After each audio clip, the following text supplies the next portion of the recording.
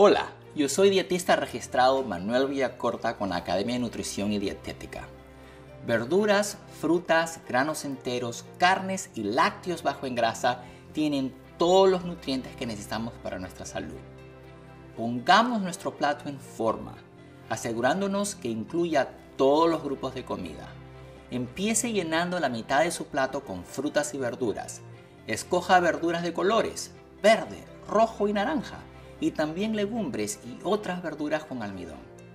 Frutas ya son naturalmente dulces. Escoja frutas sin endulzante, frescas, secas o congeladas. Frutas enlatadas en sus propios jugos están bien.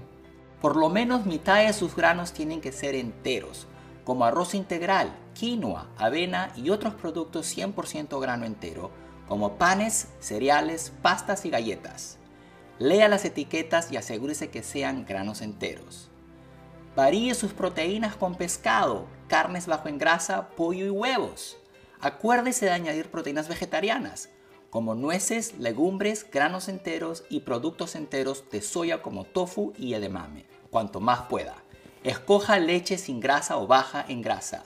Tiene la misma cantidad de calcio y otros nutrientes como la leche entera, pero sin la grasa y calorías. Si usted es intolerante a la lactosa, tome leche sin lactosa o leche de soya fortificada con calcio.